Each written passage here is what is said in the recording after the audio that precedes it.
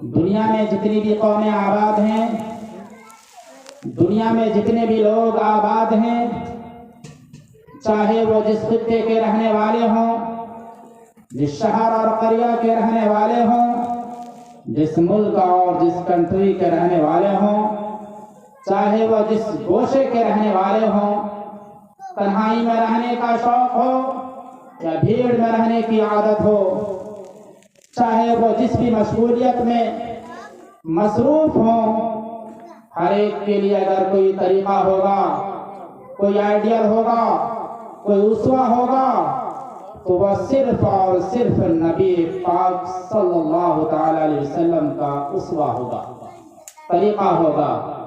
آج دنیا کروڑوں سال سے آباد ہے اور نہ جانے کب تک آباد رہیں گی۔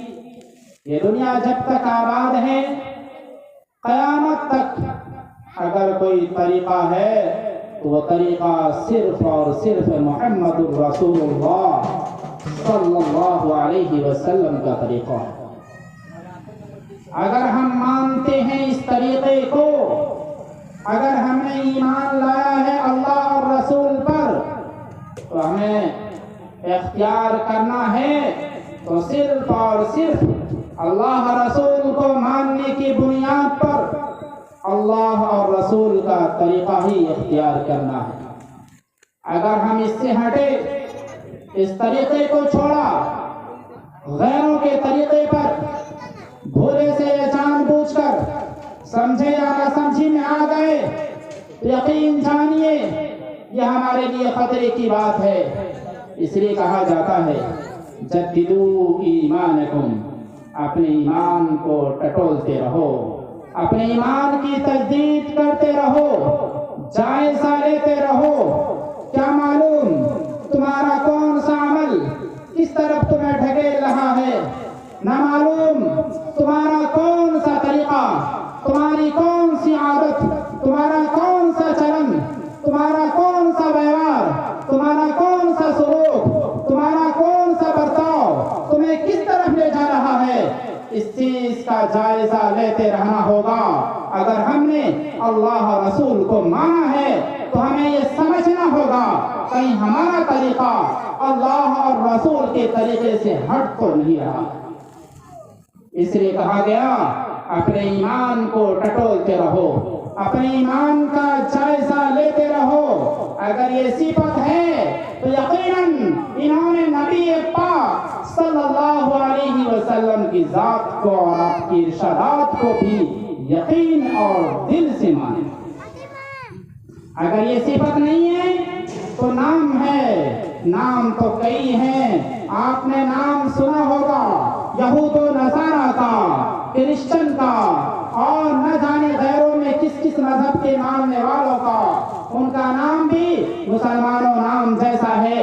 مسلمان گھر میں پیدا ہو جانا جنت میں جانے کے لیے کافی نہیں۔ میں یہاں تک کہتا ہوں بڑھ کر نبی کے گھر میں پیدا ہو جانا جنت میں جانے کے لیے کافی نہیں ہے، جب تک کہ وہ اس نبی کو نہ مان لے، جب تک کہ جس نے اس نبی کو بھیجا ہے اس پروردگار عالم کو نہ مان لے۔ آپ نے نوح علیہ السلام کا نام سنا ہوگا، ان کا بیٹا نہیں مانا، نبی کے گھر کا تھا، نبی کا بیٹا تھا، نہیں مانا، ایک نبی کے گھر کا بیٹا ہے، نہ ماننے کی وجہ سے وہ جنت کا مستحق نہیں ہو سکتا۔ اس لیے میں کہتا ہوں مسلمان گھر میں پیدا ہونا، مسلمانوں جیسے نام رکھ لینا جنت میں جانے کے لیے کافی نہیں ہے۔ اللہ کو مطلوب ہے مسلمان جیسا کام، اسلام پر عمل پیرا ہونے والا فرد۔ یہ بھیڑ بھاڑ اللہ کو مطلوب نہیں، اللہ کو اطاعت گزار بندہ مطلوب ہے، اللہ کو فرما بردار بندہ مطلوب ہے۔ وہی مطلوب ہے جو بندہ بن کر زندگی گزارے، ورنہ تو اللہ کو ضرورت نہیں ہے۔ اللہ کی عبادت کے لیے فرشتے موجود ہیں جو سجدے میں ہیں، کروڑ سال سے سجدے میں ہیں، جو رکوع میں ہیں تو رکوع میں ہیں، کوئی تسبیح میں ہے، کوئی کسی حالت میں ہے۔ اللہ کی عبادت کے لیے وہ طے ہیں، نہ انہیں بھوک لگتی ہے نہ پیاس لگتی ہے۔ اللہ کی عبادت کرنے سے ان کا عبادت کے لیے وہ کافی. تو اللہ تعالیٰ نے ہمیں کیوں بھیجا؟ الذی خلق الموت والحیات لیبلوکم ایکم احسن عملا.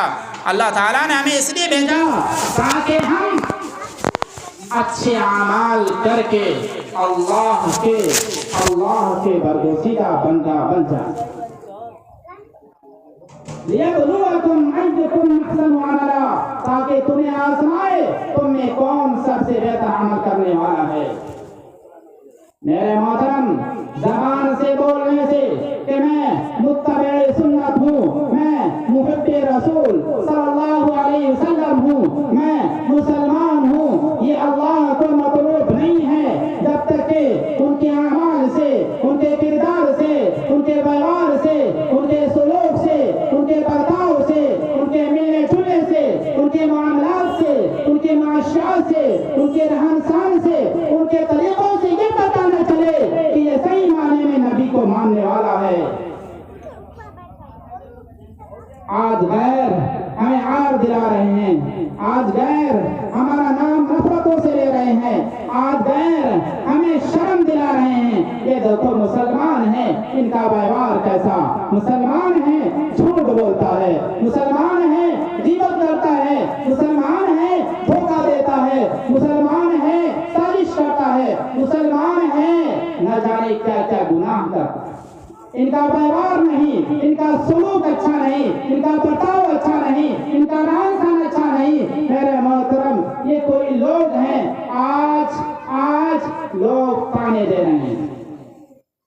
آج ہم نے اسلام کی صحیح تصویر لوگوں کے سامنے پیش نہیں کی.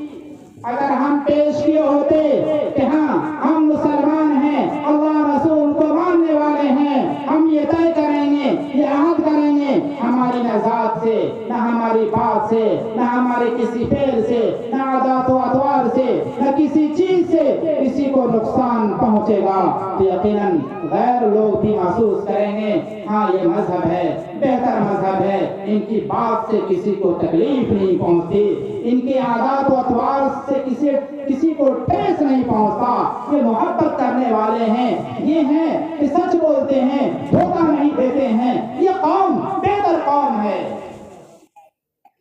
مذہب اسلام تو سب سے بلند ہے، لیکن اسلام کے ماننے والے کتنے بہتر ہیں یہ اپنے آپ میں غور کرنے کی بات ہے. آج اگر ڈھونڈ لیا جائے، گاؤں میں تلاش کیجئے، میں تلاش نہیں کرتا، میں نہیں جانتا کسی کے گھر کے حالات کو کہ کون کتنے عبادت گزار ہیں. میں باہر دیکھتا ہوں، چلتا پھرتا ہوں تو ہمیں تو لگتا ہے کہ سب بہتر ہیں، سب ٹھیک ہیں، سب کے اخلاق و عادات اچھی ہی ہیں، یہ محسوس ہوتا ہے. لیکن آپ ہی دیکھیے، آپ کئی سالوں سے ہیں، آپ دیکھ رہے ہیں، آپ بہت ساری چیزوں کو جو ظاہری اور باطنی سے واقف ہیں، آپ ہی اندازہ لگائیے. تو کیا آپ اسی گاؤں کے ہیں کہ گاؤں میں کتنے گھر مسلمان گھر ہیں؟ آپ گن کے بتائیے گا. ہم یہاں پر جائزہ لینے، یہاں پر ایک تعداد ہم پوچھنے نہیں آئے ہیں، ایک فکر دلانے کے لیے آئے ہیں. آپ گنیے کتنے گھر ایسے ہیں جن گھر کے سارے افراد 5 وقت کے نمازی ہوں. کتنے گھر ایسے ہیں جنہوں نے کسی کو تکلیف نہ پہنچائی ہو. کتنے گھر ایسے ہیں جنہوں نے اپنے بیٹیوں کا حصہ قرآن نے جو بیان کیا ہے پورا ادا کر دیا ہو. کتنے گھر ایسے ہیں جنہوں نے کسی کی زمین نہ ہڑپی ہو. کتنے گھر ایسے ہیں جنہوں نے کسی کو تکلیف نہ پہنچائی ہو. کتنے گھر ایسے ہیں جن کا وضاحت، جن کا لباس، جن کا رہن سہن، جن کی گفتگو میں وہ طریقہ و لہجہ ہو جو نبی نے سکھلایا ہے، جو نبی نے بتلایا ہے کہ نبی کے ماننے والے ایسے ہوتے ہیں. ایک ایسی مثال ہمارے ذریعے سے، ہمارے اعمال کے ذریعے سے پیش ہو. آپ ڈھونڈ لیں، آپ کو پتہ چل جائے گا. ہم نہیں جانتے، ہم تو باہر ملتے ہیں، ہمیں تو سب ٹھیک ٹھاک معلوم ہوتے ہیں. کم و بیش میرے محترم آپ خود اندازہ لگائیں. آج یہاں سے اٹھنے کے بعد جب آپ بستر پہ جائیں گے، تھوڑی فرصت ملے گی کاروبار سے، ملنے جلنے سے، اپنے گھر کے دیگر کاموں سے، مصروفیت سے. ذرا سوچیے گا، سب لوگ سوچے گا میری آواز جہاں تک پہنچ رہی ہو پورا پڑوا، اور جہاں تک آواز میری پہنچ رہی ہو وہ سب سوچیں گے کہ آج گنتے ہیں کہ میرا گھر اسلامک گھر ہے، یا گاؤں میں کتنے گھر ایسے ہیں جو اسلامی گھر ہے، اسلام کو فالو کرنے والا ہے، کہ گھر کے کم سے کم سارے افراد جو ہیں وہ فرض پر اترے ہیں، 5 وقت کے نمازی ہیں۔ ذرا جائزہ لیجیے گا، آج میں ایک ٹاسک آپ کو دینے آیا ہوں، آپ لے لیجیے گا۔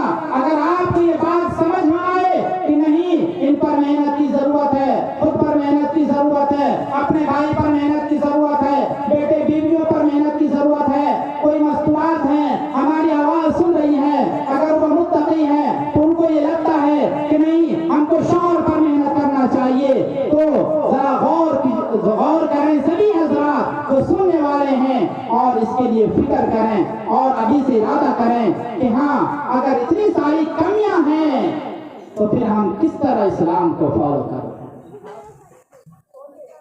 اس لیے قرآن پاک میں اللہ تعالیٰ نے کہا یا ایھا الذین آمنوا ادخلوا فی السلم کافہ، اے ایمان والو اسلام میں مکمل داخل ہو جاؤ۔ یا ایھا الذین آمنوا آمنوا، اے ایمان والو ایمان لے آؤ۔ ظاہر میں ہم ایمان والے ہیں، کہلانے کے لیے ایمان والے ہیں، نام میں ہمارا ایمان والا نام ہے، گھر بھی ہمارا ایمان والا ہے، لیکن اعمال کتنے ایمان والے ہیں؟ اس لیے اللہ تعالیٰ فرماتا ہے اے ایمان والو ایمان لے آؤ، یعنی ایمان والے جیسے اعمال کرو، اللہ رسول سے حقیقی معنوں میں محبت کرو، اللہ رسول کو مانو، ان کے خلاف بغاوت نہ کرو، اللہ رسول کو چیلنج نہ کرو، یاد رکھو اللہ سب سے بڑا ہے، اللہ سے بڑھ کر طاقتور کوئی نہیں ہے، کوئی کتنا بڑا وقتی پیسہ ہے، دولت ہے، اللہ نے دیا ہے تو ہے، ورنہ کتنی بڑی محنت کرنے والے بھی تھوڑا کماتے ہیں، بہت تھوڑی محنت کرنے والے بھی بہت کما لیتے ہیں، اللہ کا فضل ہے، اللہ جسے چاہتا ہے خوب دیتا ہے، اور جسے چاہتا ہے روک کے رکھتا ہے اور انہیں آخرت میں دیتا ہے۔ یہ تو 100 سالہ زندگی ہے، مرنے کے بعد جو اصل زندگی شروع ہوگی، وہاں جو ہمیشہ ہمیشہ زندگی ہے، وہاں پر اصل انعام خوشحالی وہاں کی خوشحالی ہے۔ دنیا میں جو خوشحالی ہے وقتی ہے، اور جو خوشحالی آزمائش ہے، امتحان ہے کہ میرا بندہ اس خوشحالی میں مجھ کو کتنا مانتا ہے، میری باتوں پر میرے احکام پر کتنا عمل کرتا ہے، عبادت کتنا کرتا ہے۔